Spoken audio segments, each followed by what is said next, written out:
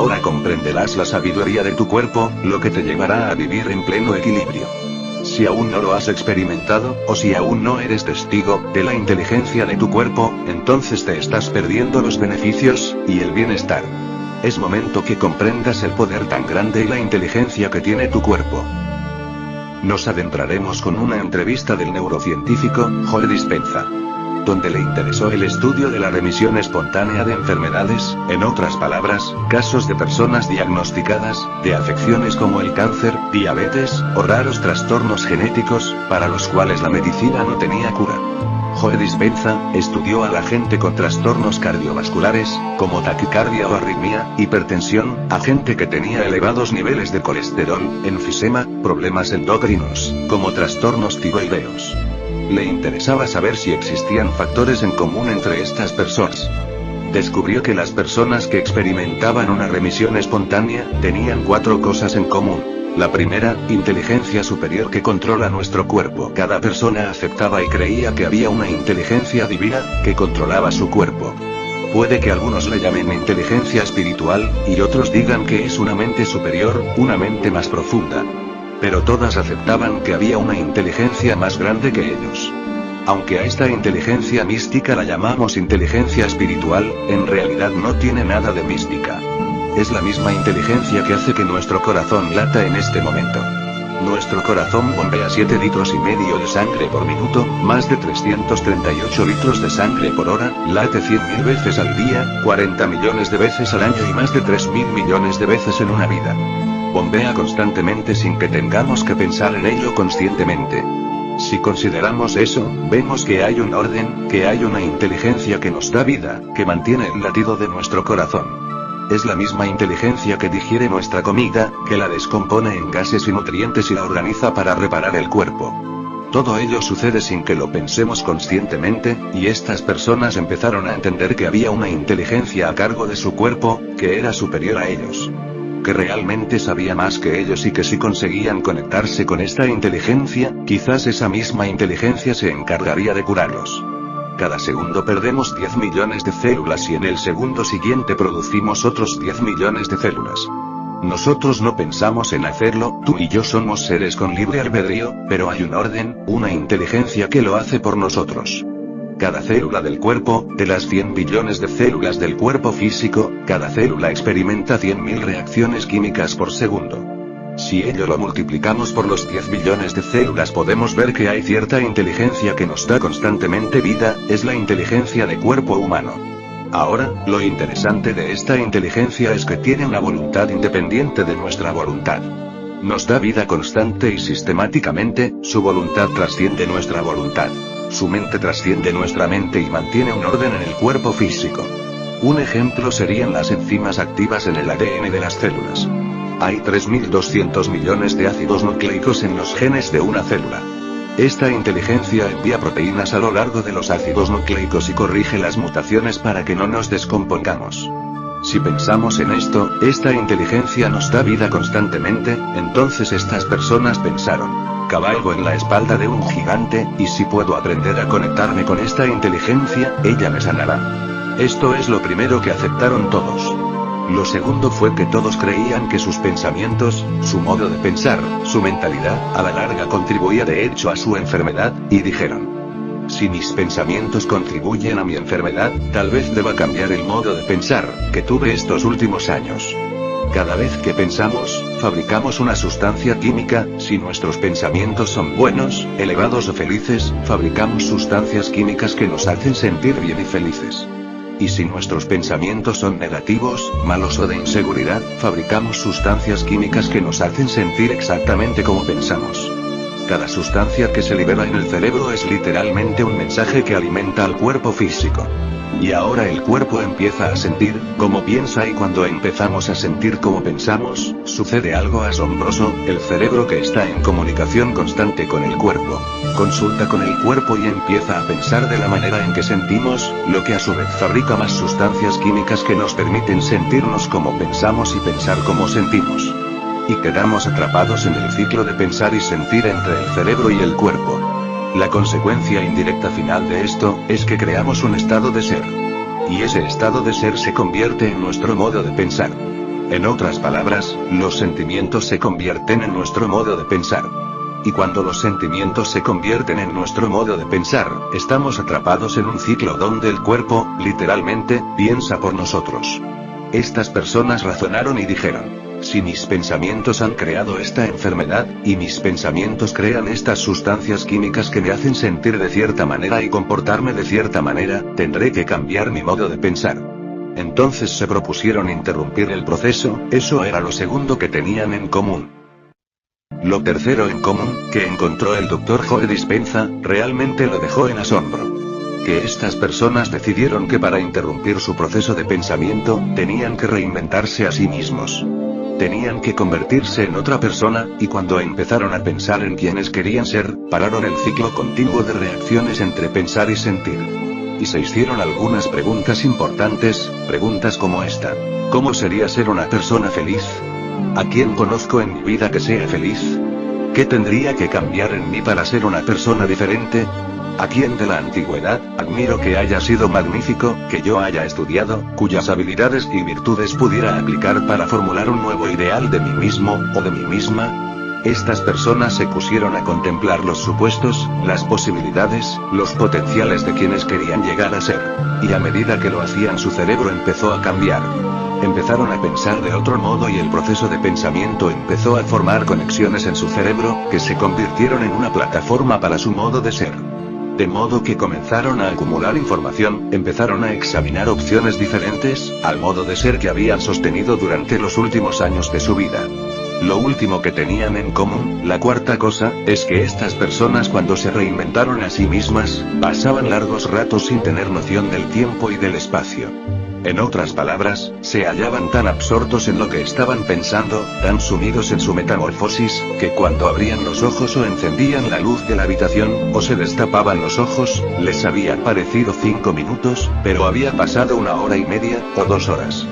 Se habían sumido tanto en lo que pensaban que perdieron la noción del tiempo y del espacio. Perdieron la noción de la atracción continua, que se da entre el cuerpo y el cerebro. Perdieron la noción de la respuesta que el cerebro recibe de su entorno, y perdieron la noción del tiempo. El cerebro procesa unos 400.000 millones de bits por segundo, pero solo somos conscientes de unos 2.000 de esos 400.000 millones. Ahora, estos 2.000 bits de información donde está presente nuestra conciencia, solo tienen que ver con 3 cosas. Tiene que ver con las respuestas que recibimos del cuerpo, la respuesta del entorno y la respuesta en relación con el tiempo. ¿Sabes? ¿Te duele la espalda? ¿Tienes hambre? ¿Te duele la cabeza? ¿Tienes sed? ¿Estás cansado? ¿Hace demasiado frío? ¿Hace demasiado calor? ¿Te agrada el olor del ambiente? ¿Cuánto tiempo pasará hasta que suceda la próxima experiencia? Nuestro cerebro y nuestra conciencia están inmersos en esas cosas en particular, y cuando nuestro cerebro está inmerso en eso, aunque procesase 400 millones de bits de información, nuestra conciencia está puesta solo en 2.000 de esos 400.000 millones. Tienen que ver con el cuerpo, el entorno y el tiempo. Estas personas que tuvieron remisiones espontáneas, trasladaron su conciencia, desde esas cosas en particular, hasta esos otros bits de información. Y al hacerlo, como lo estamos empezando a aprender, desde una perspectiva científica, en ese momento el cerebro empieza a diseñar circuitos nuevos y nuevas conexiones. Así que, Joe Dispenza dijo: este fue el inicio de un estudio muy interesante para mí, porque quería saber a partir de esos 4 factores, qué sucedía en el cerebro de esas personas que determinaba lo que sucedía en su cuerpo físico. ¿Sería posible que hubiera cambiado su mentalidad? ¿Y que el cambio de mentalidad tuviera un efecto fisiológico en el cuerpo físico? Algunas de estas personas no eran vegetarianas, no usaban cristales, no ayunaban, no acudían a terapias alternativas. Lo único que hicieron fue cambiar su mentalidad, y al cambiar su mentalidad, se produjeron resultados tangibles en sus vidas. Entonces inicia el proceso de entender cómo el cerebro crea nuevos circuitos y nuevas conexiones. Ahora bien, la ciencia ha progresado en los últimos 200 años, y lo relacionaré con nuestra comprensión del cerebro. En el siglo XVII, vivió un hombre llamado Descartes, era un científico francés. Un día estaba sentado junto a una fuente, y trataba de entender la naturaleza de la realidad. Sentado junto a la fuente dijo: vaya. Me cuesta integrar estas dos ideas, hay un mundo objetivo. Un mundo al que él llamó la esfera de la ciencia, donde las cosas se comportan como una máquina. Dijo. La Tierra y todas sus leyes, y toda la realidad física, se comportan de manera muy física. Y esas características físicas son muy predecibles y muy repetibles, entonces dijo. Voy a llamar a esto la esfera de la ciencia. Y cualquier cosa que tenga que ver con lo objetivo, o lo muy grande lo puede estudiar la ciencia. Y luego dijo. Cualquier cosa que tenga que ver con la mente o con nuestro mundo subjetivo o la realidad subjetiva, se lo voy a dejar a la religión, porque la religión lo maneja mejor. Y lo que Descartes estaba diciendo realmente, era que tenía que tener la libertad de poder estudiar la ciencia sin tener que lidiar con esos otros asuntos. Así que la Iglesia empezó a centrarse en todos los principios del mundo subjetivo y la mente. La Iglesia pasó a ser siempre la mente, nunca la materia. La ciencia la materia, nunca la mente. Las cosas funcionaban realmente bien, porque hasta ese momento, la Iglesia al inmiscuirse en la ciencia había causado algunos problemas, y la ciencia al inmiscuirse en la mente también. Porque si nos fijamos en Giordano Bruno, o en Galileo, vemos que al hacer sus singulares observaciones, desafiaron a la Iglesia, y por supuesto encontraron unos baches en el camino. Esto le vino muy bien a Descartes, porque solo tuvo que lidiar con asuntos predecibles, pues era científico por naturaleza, no quería lidiar con la influencia de la Iglesia. Descartes ahora tenía la libertad para estudiar la naturaleza de la realidad, y las cosas funcionaban muy bien, y a través de la observación, empezaron a desarrollarse las leyes científicas. En el siglo XVIII apareció Isaac Newton, y Newton básicamente dijo que hay ciertas leyes definitivas, a las cuales podemos atribuir realmente un valor científico. Él sabía que la fuerza, la masa y la aceleración están relacionadas. Newton dijo: si conozco el punto de partida de algo y conozco su velocidad o su aceleración, puedo determinar hasta dónde va a llegar. Gracias a Newton podemos enviar un cohete a la Luna, si sabemos la distancia de la Tierra a la Luna, la rotación de la Tierra y la velocidad de ese cohete. Gracias a las leyes y a la física newtonianas, podemos hacer algunas cosas muy específicas, basándonos en las leyes de lo muy grande y de lo muy objetivo. Las cosas iban muy bien, la ciencia siguió surgiendo. En el siglo XX aparece Albert Einstein, que luego presenta su teoría de la relatividad y su teoría de la luz. Einstein dijo básicamente, nada puede viajar más rápido que la velocidad de la luz, cualquier cosa como un objeto o materia que viaje más rápido que la velocidad de la luz, finalmente se convertirá en energía. Debido a sus leyes y a su comprensión de la relatividad, hizo que surgieran comprensiones aún mayores acerca de la realidad objeto. Cuando Einstein publicó sus artículos, lo más asombroso fue que su información no tenía realmente notas de pie, lo cual dejó atónitos a la mayoría de los científicos de su época. Fue un visionario y entendía cómo funcionaban las cosas, porque usaba su mente. Las teorías de Einstein llevaron a la ciencia a un mayor grado de aceleración. Después de eso Einstein empezó a trabajar con el principio del efecto fotoeléctrico. Lo que hizo fue aplicar corrientes eléctricas muy fuertes, a placas de acero. Quería ver la energía que emitía en cuanto a electrones, protones y neutrones. Cuando estudió lo que hacían los electrones, vio que en vez de liberar energía en forma muy normal y continua, los electrones liberaban energía y el nivel descendía como si bajara por una escalera, en vez de moverse de manera suave y continua. Einstein se detuvo porque en el mundo de lo grande, cuando la energía se libera, todo se mueve con mucha continuidad. Por ejemplo, si dejamos caer una manzana de un árbol, se mueve de manera continua y predecible. Ellos esperaban que sucediera exactamente lo mismo en el efecto fotoeléctrico. Pero no fue así, de modo que, Einstein, empezó a ver que el comportamiento de lo diminuto es muy distinto a lo de lo muy grande. Entonces hubo una serie de experimentos que se centraron en los electrones y en la posible ubicación de los mismos.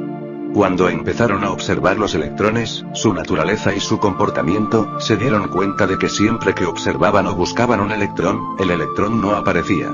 Así que el electrón, de ser una onda de probabilidad, colapsaba súbitamente en una partícula muy definida. Ahora toda esta idea del dualismo cartesiano, lo que dijo Descartes en el siglo XVII, se hizo borroso de nuevo, porque ahora la persona subjetiva y la mente subjetiva, empezaba a tener un efecto directo en lo muy objetivo. Ahora la separación entre la mente y la realidad, y la mente y lo objetivo empezó a integrarse otra vez. Independientemente de quién observara, ya sea que tuviera título académico o no, su observación tenía un efecto en el campo cuántico. La física cuántica nació como resultado de esto, eso quiere decir que todos nosotros, cada persona, al margen de su credo, de su cultura, de su sexo, de su edad o de su raza. Cada persona cuando se le pide que observe algo, tiene un efecto en lo muy diminuto. Todos participamos en la naturaleza de la realidad. Ahora bien, la ciencia puede decir que la física cuántica y el observador que observa la realidad y que tiene un efecto en la realidad, solo funcionan para lo muy diminuto. En otras palabras, solo lo muy pequeño responde a nuestra observación. Tal vez, la realidad funcione de manera, que si nuestra observación acepta el comportamiento de las partículas subatómicas, quizás podamos encaminar la naturaleza de la realidad basándonos en nuestra propia observación. La mayoría de los físicos cuánticos dirían no. Nuestra observación solo funciona para lo muy pequeño, no para lo muy grande. Mi respuesta es que, quizás somos malos observadores, quizás la observación es un arte como cualquier otra cosa, podemos desarrollar esta idea llamada observación. Hay una parte del cerebro que usamos para prestar atención, hay una parte del cerebro que usamos para observar, se llama el lóbulo frontal. El lóbulo frontal es el área suprema del ser humano. Es el último escalón del desarrollo humano. Lo que nos separó de las demás especies del planeta no es el hecho de que nos paremos en los dos pies, o que tengamos pulgares oponibles, o que nuestros ojos miren de frente, ni que tengamos el cerebro más grande. Ya que los elefantes tienen un cerebro más grande que el nuestro. Tampoco es que tengamos poco vello. Lo que nos separa de las demás especies es el tamaño del lóbulo frontal, comparado con el tamaño del resto del cerebro. Nuestro lóbulo frontal decide la acción y determina el comportamiento. En los seres humanos, el lóbulo frontal abarca casi un 40% del cerebro. En nuestros ancestros más cercanos, los grandes simios y chimpancés, el lóbulo frontal abarca entre un 17 y un 15%. En los perros un 7%, y para los que gustan los gatos, el suyo es un 3,5%. Entonces lo que nos separa, y nos hace grandiosos, es nuestro lóbulo frontal comparado con el resto del cerebro. El lóbulo frontal es el ejecutivo, decide la acción, determina el comportamiento. Es la parte del cerebro que usamos cuando planeamos, especulamos o cuando inventamos, o cuando contemplamos posibilidades. Si tuviéramos que describir al lóbulo frontal con una sola palabra diríamos, intención o propósito. Cuando la intención de la gente coincide con su comportamiento, o cuando su comportamiento coincide con su intención, o cuando sus pensamientos se alinean con la acción, es cuando el lóbulo frontal está en su mejor momento. Una publicación de noviembre de 2004, anunció que un grupo de científicos de la Universidad de Wisconsin, decidió ver si la observación o prestar atención, era una habilidad como cualquier otra cosa. Diseñaron un experimento en el que reunieron a un grupo de monjes budistas. Monjes que habían estado meditando y concentrándose en conceptos como la compasión, el amor y la divinidad. Durante largos periodos de tiempo, la mayoría de estos monjes había pasado entre 10.000 y 50.000 horas de meditación. Así que esta gente sabía prestar atención. Formaron otro grupo de control con personas que nunca se habían centrado en algo con su mente desde su interior. Les dijeron a los monjes: entrenarían a esta gente durante una semana, para ver si aprenden a desarrollar el arte de la meditación.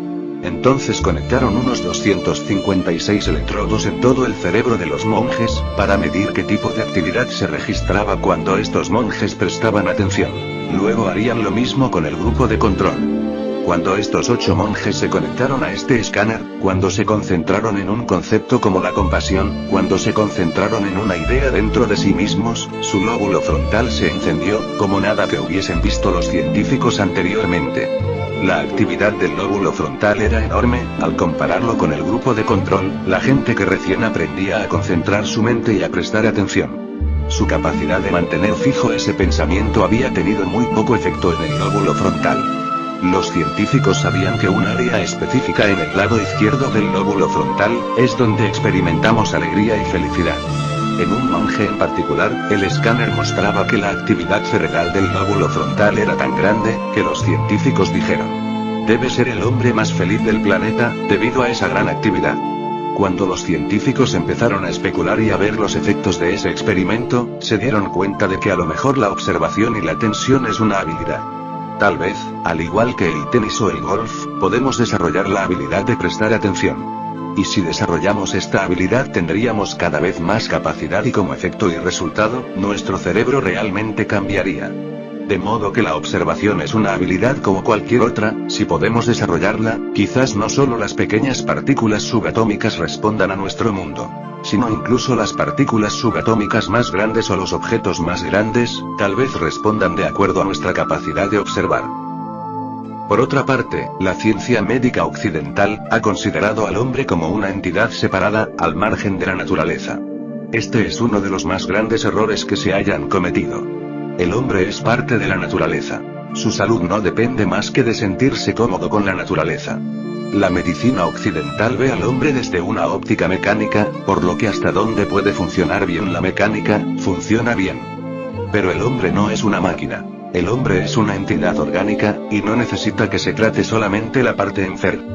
La parte enferma es solo un síntoma de que el organismo entero está pasando por dificultades. Solo se muestra la parte enferma porque es la más débil. Tratas la parte enferma, la curas. Pero entonces surge la enfermedad en otro lugar. Has evitado que la enfermedad se manifieste a través de la parte mala. La has hecho más fuerte. Pero no has comprendido que el hombre es un conjunto. O está enfermo o está sano, no hay punto intermedio. Debe tomarse como un organismo integral. Es algo primordial que hay que comprender.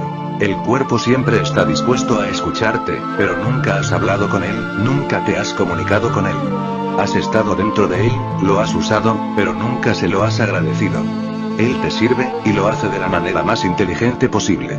La naturaleza sabe que es más inteligente que tú, y por eso las cosas importantes del cuerpo no se han dejado a tu cuidado, se le han encomendado a él mismo. Por ejemplo, el respirar, el latido del corazón, la circulación de la sangre o la digestión de la comida no se ha dejado a tu cuidado. De lo contrario hubieras tenido problemas mucho antes. Si la respiración se hubiera puesto en tus manos, habrías muerto. No hay posibilidad de sobrevivir si en cualquier momento te puedes olvidar. Al pelearte con alguien puedes olvidarte de respirar. Al dormir por la noche puedes olvidar los latidos de tu corazón. ¿Cómo vas a acordarte? ¿Y te das cuenta de la cantidad de trabajo que tu aparato digestivo está haciendo? No dejas de comer cosas si crees que estás haciendo un gran trabajo. El hecho de comer lo puede hacer cualquiera. Ahora una pequeña historia. En la Segunda Guerra Mundial, un hombre recibió un balazo en la garganta. No murió, pero no podía comer o beber a través de la garganta. Le tuvieron que cerrar todo el conducto. Pero los médicos le hicieron uno pequeño junto al estómago, con un tubo hacia afuera. Él tenía que poner la comida en el tubo, naturalmente no podía disfrutarla. Incluso, cuando introducía helado, se ponía furioso.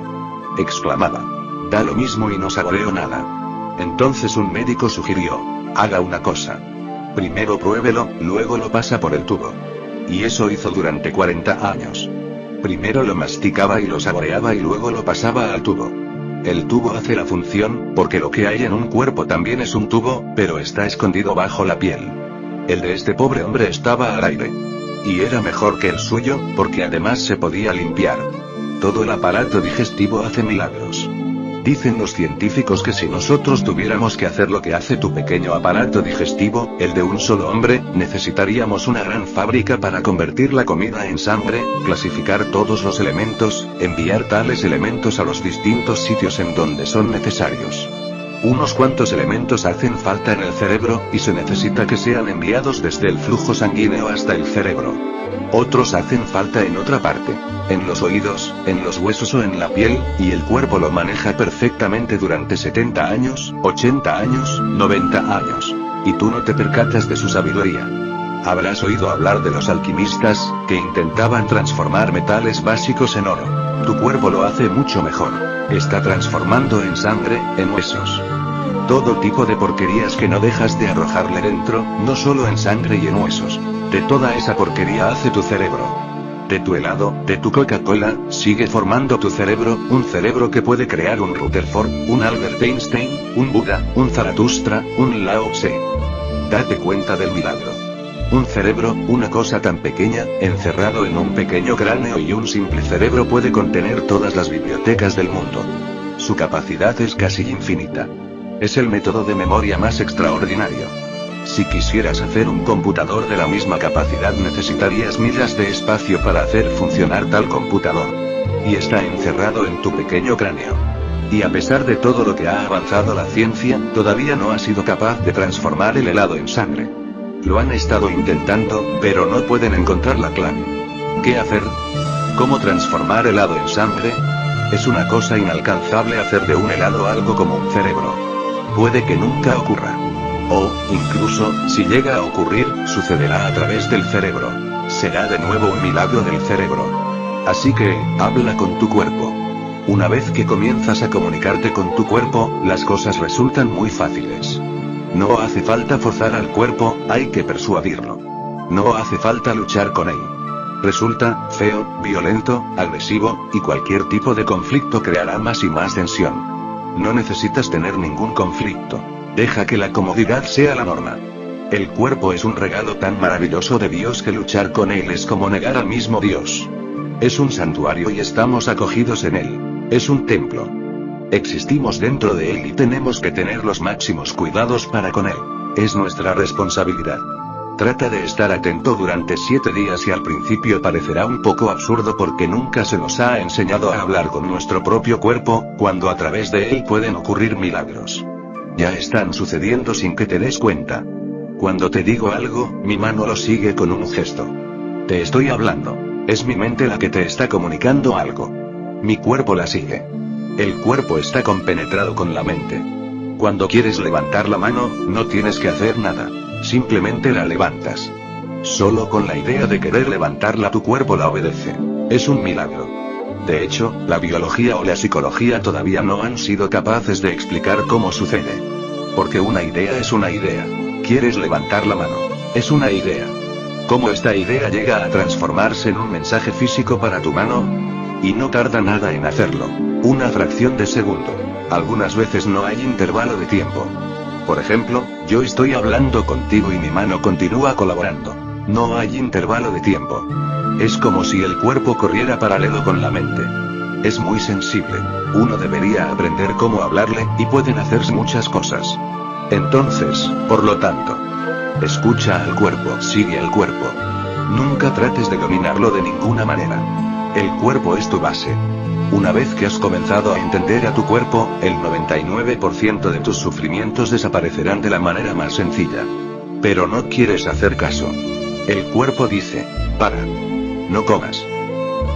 Pero sigues comiendo, le haces caso a la mente. La mente dice, es muy sabroso, delicioso.